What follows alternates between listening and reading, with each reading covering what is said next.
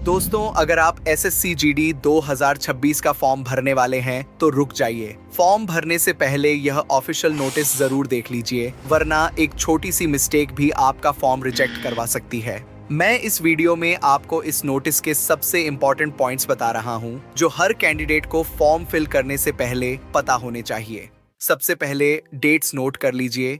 यह फॉर्म 1 दिसंबर 2025 से चालू हुई है और इसकी लास्ट डेट 31 दिसंबर 2025 है, लेकिन फी पेमेंट की लास्ट डेट इन्होंने एक दिन बढ़ा दी है, जो कि 1 जनवरी 2026 तक है। और करेक्शन विंडो जो खुलेगी वह 8 से 10 जनवरी, यानी अगर आपके फॉर्म में कोई गलती होती है तो आप इन तारीखों के बीच उसे ठीक कर सकते हैं। लेकिन इसमें भी ट्विस्ट है, वीडियो में बने रहिए, आगे मैं बताता हूँ।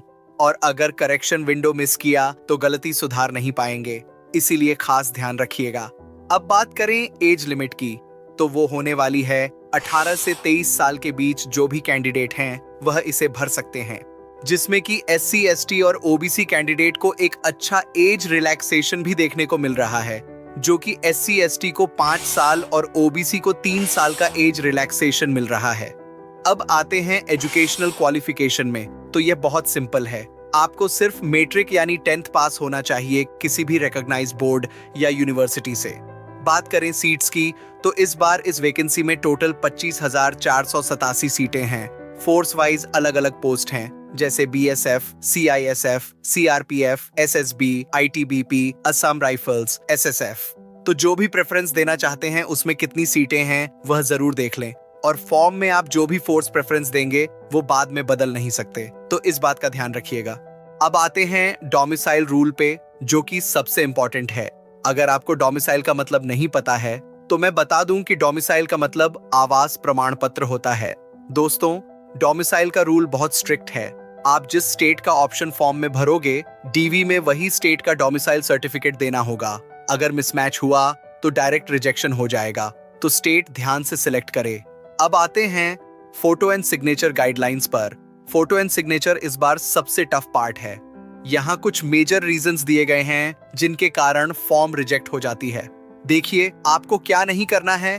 सबसे पहले आपके फोटो के पीछे प्लेन बैकग्राउंड होना चाहिए, और अगर आप टोपी पहने हुए हैं तो उसे उतार दें। और यह बात ध्यान में रखें कि फोटो शर्ट पहनकर ही कैप्चर करें और अच्छी लाइट के सामने। फोटो ब्लर नहीं होना चाहिए। यहाँ आप ये एग्जाम्पल देख लीजिए ताकि आपको क्लियरली समझ में आ जाए। अगर आप इस तरह से करते हैं तो 100% फॉर्म रिजेक्ट हो जाएगा। इसलिए आपको इस तरह करना है। यहाँ पर देख सकते हैं, इस फोटो में प्लेन बैकग्राउंड है और अच्छी लाइट्स भी हैं, जिससे फोटो क्लियर दिख रहा है। और इस बार आधार ऑथेंटिकेशन भी है, तो फॉर्म भरते वक्त आधार ऑथेंटिकेशन भी करना पड़ेगा। उस समय लाइट प्रॉपर होनी चाहिए। टोपी या चश्मा नहीं पहनना, वरना फोटो रिजेक्ट हो जाएगी।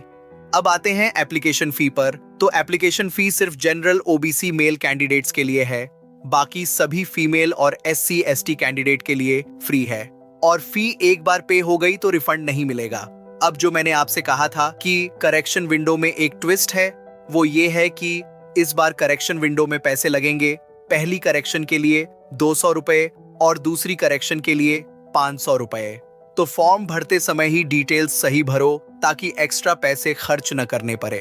और अब बात करें एग्जाम पैटर्न की, तो ये कंप्यूटर बेस्ड एग्जामिनेशन होने वाली है और इसमें टोटल 80 क्वेश्चंस होंगे, जो कि पर क्वेश्चन 2 नंबर का होगा। Reasoning, GK, math, English, Hindi, इन चारों सब्जेक्ट्स में 20-20 क्वेश्चंस होंगे। और जो टाइम मिलने वाला है पूरे 60 मिनट यानी 1 घंटा। अब आते हैं फिजिकल रिक्वायरमेंट्स पर। तो पीईटी में मेल कैंडिडेट्स की रेस यानी दौड़ होगी। 5 किलोमीटर 24 मिनट में दौड़ना है। और फीमेल कैंडिडेट्स के लिए 1.6 किलोमीटर 8.5 मिनट में। पीएसटी में मेल कैंडिडेट्स की हाइट 170 सेंटीमीटर और फीमेल कैंडिडेट्स की हाइट 157 सेंटीमीटर होनी चाहिए। चेस्ट और रनिंग के नियम नोटिस में क्लियर दिए गए हैं। आप अप्लाई करने से पहले इन्हें एक बार जरूर कंपेयर कर लें, वरना पीईटी में नहीं निकल पाएंगे। तो दोस्तों, ये थे वो इंपॉर्टेंट पॉइंट्स जो आपको एसएससी जीडी का फॉर्म भरने से पहले नोटिस से जरूर चेक करने चाहिए। इस नोटिस को मिस मत करो, क्योंकि फॉर्म रिजेक्ट होना सबसे बड़ी प्रॉब्लम होती है। Thanks for watching.